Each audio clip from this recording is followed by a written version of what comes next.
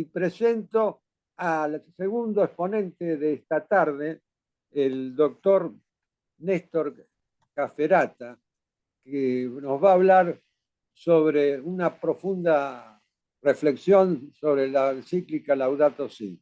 Adelante, Néstor. Bueno, me voy a referir en lo principal, el contenido de la encíclica Laudato Si sobre el cuidado de la casa común del 24 de mayo del 2015. La encíclica tiene una estructura dividido en 6 capítulos con una introducción. El capítulo 1 de la encíclica lleva el título de lo que está pasando en nuestra casa común. El 2, el Evangelio de la creación. El 3, la raíz humana de la crisis ecológica. El 4, ecología integral. 5, algunas líneas de orientación y acción. Y 6, educación y espiritualidad. Los títulos de por sí nos adelantan el contenido mismo de la encíclica. La encíclica Laudato Si es un llamado para entrar al diálogo en relación a la casa común, una invitación urgente a un nuevo diálogo del modo como estamos construyendo el futuro del planeta. El Papa dice que necesitamos una conversación que nos una a todos y que el desafío ambiental tiene raíces humanas que nos impactan a todos. Nuestra casa común, va a decir Francisco, es una hermana que clama por el daño que le estamos provocando, por el uso irresponsable, por el abuso de los bienes de Dios. Pensamos, dice el Papa, que somos sus propietarios y dominadores.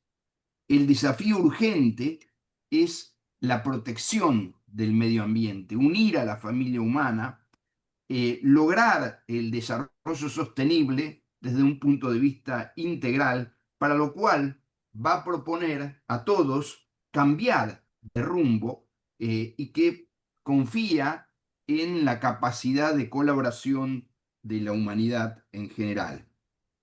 Se va a detener también en hacer una referencia al movimiento ecológico, cuando dice que ha recorrido un largo camino, que ha creado concientización, pero al mismo tiempo va a hablar de la frustración provocada muchas veces por la resistencia de los poderosos y la falta de interés de los demás. Después de confiar, dice el Papa, irracionalmente del progreso infinito, hay hoy una etapa de mayor conciencia ecológica y sensibilidad ambiental y la dolorosa preocupación e inquietud que genera la degradación del medio ambiente. Seguidamente va a analizar cuáles son los problemas ambientales más severos que afectan al planeta y a la humanidad en general. Va a hablar de la contaminación y del cambio climático. Y va a detenerse en una de las causas o la causa genérica de esta situación, que es lo que él denomina la cultura del descarte. Dice que hay una especie de cultura del rapidismo, o sea, de descartar, desechar rápidamente las cosas, y eso genera basura, y finalmente esa situación va a afectar particularmente a los excluidos o a los más pobres. También, además de hablar de la contaminación y del cambio climático, se va a detener especialmente, como lo dijo Jorge, en el tema del calentamiento global, del aumento de los eventos meteorológicos extremos, de los gases efectos invernadero, del ciclo de carbono, del gas metano y de la consecuencia, una de las consecuencias, que es el derretimiento de los hielos polares. de la pérdida de de las selvas, del aumento de la acidez de los océanos, de las migraciones de animales y vegetales que no siempre pueden adaptarse, de los refugiados ambientales. Me dice que habla del tráfico, del trágico aumento de los migrantes huyendo de la miseria empeorada por la degradación del medio ambiente. Y esto me hace acordar a lo que decía Antonio Benjamin cuando hablaba en la causa Ajax. Antonio es juez de la Corte del Brasil, cuando hablaba de los parias ambientales, refiriéndose a los sectores más pobres de la sociedad, que son los más castigados por el problema de la contaminación ambiental. También se va a detener en la cuestión del agua, cuando habla en general del agotamiento de los recursos naturales, pero dice que el agua tiene particular importancia porque resulta indispensable para la vida humana y para sustentar los ecosistemas. Y por último, va a poner énfasis en la grave deuda social que tenemos todos en relación a las clases más pobres de la sociedad que no tienen acceso al agua potable. También va a mencionar la calidad del agua y el problema de la contaminación de las aguas subterráneas. Seguidamente va a mencionar la depredación de los recursos de la tierra. Dice que están siendo depredados, que hay pérdida de selvas, bosques, pérdidas de especies, y habla del impacto ambiental sobre la biodiversidad, que los emprendimientos generan pérdidas de especies, tanto de la flora como de la fauna, de la biodiversidad, porque no se incluye un estudio cuidadoso sobre el impacto que genera muchas veces este tipo de desarrollo económico. Y ahí se detiene en algunas obras como las carreteras, los cultivos, los embalses, las construcciones, que dice toman posesión de los hábitos y a veces los fragmentan, y eso provoca que las distintas especies biológicas no puedan migrar ni desplazar, y de allí que recomienda que se implementen los llamados corredores ecológicos. En la explotación y el desequilibrio del ecosistema provocado por la explotación comercial de las especies, en las que no se evita la disminución excesiva de las mismas, es motivo también de preocupación en la encíclica. Seguidamente va a sostener que el cuidado de los ecosistemas supone una mirada que vaya más allá de lo inmediato, que en definitiva no hay que poner énfasis en el rédito económico rápido frente a la preservación del medio ambiente.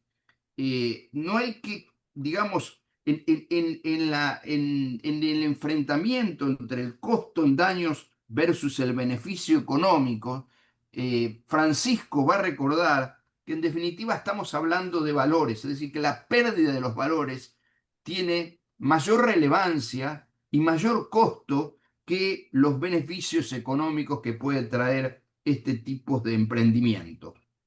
Va a hablar de la necesidad de preservar en forma eficaz el medio ambiente. Incluso va a mencionar áreas especialmente protegidas, una suerte de santuarios en los que se prohíbe la intervención humana porque merecen un cuidado particular, entre otros las reservas de aguas, los acuíferos, la Amazonía, la cuenca fluvial del Congo, los glaciares. Fíjense que menciona Francisco, digamos, ecosistemas particularmente importantes desde el punto de vista planetario, repito, como es la Amazonía, el Congo belga, los grandes acuíferos y los glaciares. Ustedes saben que los glaciares son recursos hídricos estratégicos y que probablemente concentran algo así como más del 1% del agua dulce. En el mundo hay solamente un 3% de agua dulce, y en los glaciares están concentrados más del 1%. La quema de las selvas tropicales y el cambio del uso, la quema, los incendios, que finalmente se provocan en forma crónica y que arrasan grandes superficies de ecosistemas muy delicados e importantes, como pueden ser los bosques, por el desarrollo de los cultivos, por ensanchar la frontera agrícola, que finalmente van a producir como consecuencia un fenómeno que está muy extendido actualmente en el mundo, también vinculado con el cambio climático, me refiero a la desertificación. Habla de un delicado equilibrio entre poderosos, enormes intereses económicos que muchas veces atentan incluso contra la soberanía nacional. En relación al tema pérdida de la biodiversidad, Francisco menciona el avance de los monocultivos que afectan gravemente la biodiversidad y también va a mencionar eh, tres ecosistemas muy delicados y muy importantes que durante muchísimo tiempo pasaron desapercibidos desde el punto de vista jurídico. Me refiero a los manglares, los humedales y las zonas costeras. Eh, Seguidamente va a analizar el tema desde el punto de vista social, aunque el deterioro de la calidad de la vida humana y la degradación social, el crecimiento urbano desarreglado o desmedido, va a generar al mismo tiempo eh, inequidad planetaria que particularmente va a afectar a los más débiles de la sociedad, a los vulnerables, a los olvidados, a los excluidos, que son los sectores más pobres de la colectividad. En el punto 5, cuando habla de la inequidad planetaria, afirma que el ambiente humano y el ambiente natural se degradan juntos y que no podemos afrontar adecuadamente la degradación ambiental si no prestamos atención a causas que tienen que ver con la degradación humana y social. De hecho, dice Francisco, el deterioro del ambiente y de la sociedad afectan de un modo especial a los más débiles del planeta. Bueno, esto afecta sin lugar a dudas a los excluidos particularmente. Muchas veces, dice Francisco, esta problemática se proclama, se declara, pero no se le da efectividad a los remedios tendientes a darle una tutela diferenciada. Por el contrario, cuando se habla de los excluidos se piensa que es una cuestión periférica, un daño colateral, un apéndice, y siempre quedan en el último lugar de la consideración pública. Dice Francisco, esta es una de las frases más fuertes, por lo menos que más resuena de la encíclica, que todo planteo ecológico es un planteo social.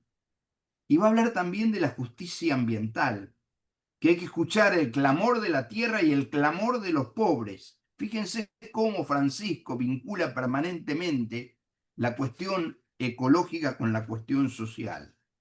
Habla de la deuda ecológica de los países desarrollados, seguidamente va a referirse a un tema vinculado con el principio de responsabilidades comunes pero diferenciadas, cuando dice es necesario que los países desarrollados contribuyan a resolver esta deuda, limitando de manera importante el consumo de la energía renovable y aportando recursos a los países más necesitados para apoyar políticas y programas de desarrollo sostenible. Lo que le preocupa a Francisco frente a esta problemática apocalíptica desde el punto de vista ecológico es la debilidad de las reacciones.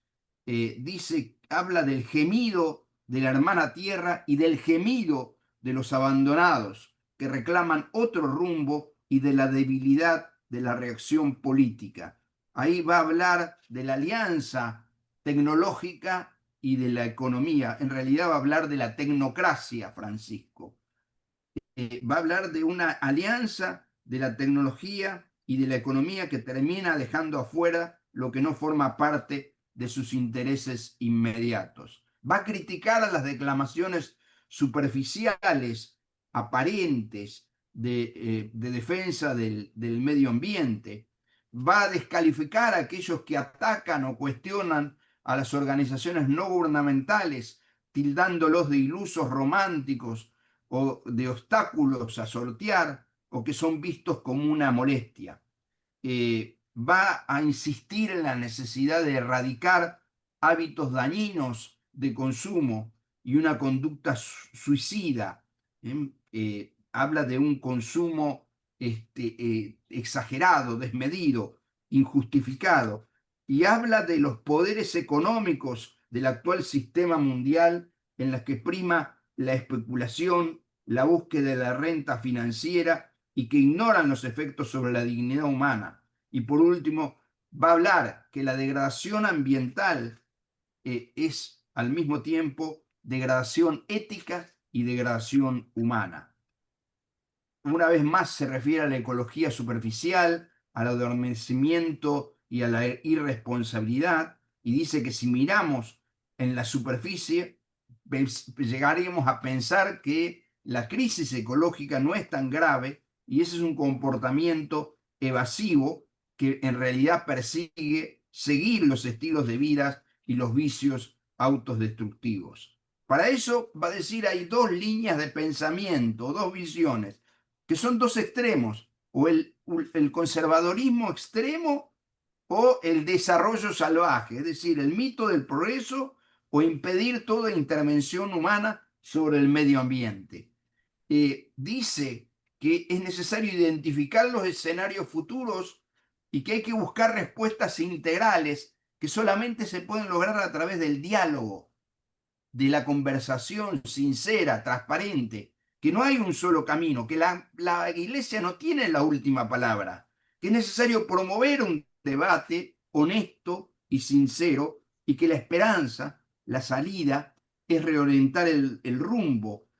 Y para ello, Francisco considera que esta crisis ecológica es un síntoma del quiebre, porque la velocidad de los cambios, la degradación, está llevando a la reproducción de las catástrofes naturales, que es un llamado de atención para la humanidad, porque estamos transitando un punto de equilibrio, perdón, un punto de desequilibrio que va a generar otros problemas mayores. Algo que me llamó la atención de la encíclica son las referencias, algunos de base religiosa, social y otros de base estrictamente jurídicas.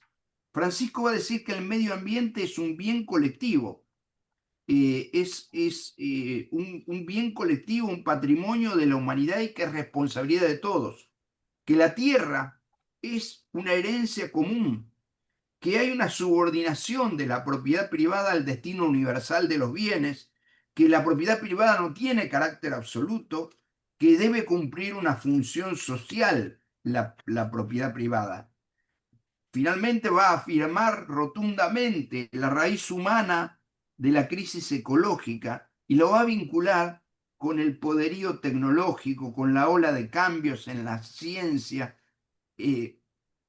con todos estos fenómenos de ADN, revolución digital, tecnociencia, inteligencia artificial. No la va a mencionar en inteligencia artificial, sí la va a mencionar en Laudate Deum, que es la exhortación que va a emitir el Santo Padre en octubre del año 2023, es decir, 8 años después, a Laudato Si, en la que efectivamente desarrolla toda la idea del calentamiento global y del cambio climático.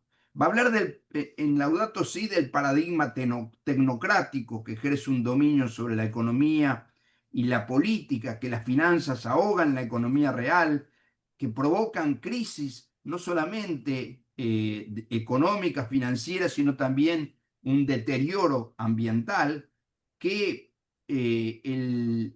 hay un superdesarrollo derrochador, consumista, a la par hay una miseria deshumanizada, En fin, y cuando se detiene a hablar de la cultura ecológica va a decir, no se debe contentar con respuestas urgentes, en realidad debe ser un pensamiento, una política que enfrente al paradigma tecnocrático y va a hablar de la necesidad de una valiente revolución cultural, porque la ciencia y la tecnología, dice Francisco, no son neutrales.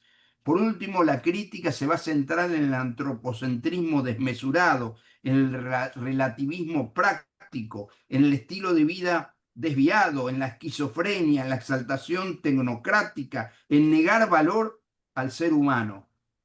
Y va a hablar de la ecología integral para cerrar esta encíclica, ecología integral que comprende los tres pilares inescindibles del desarrollo.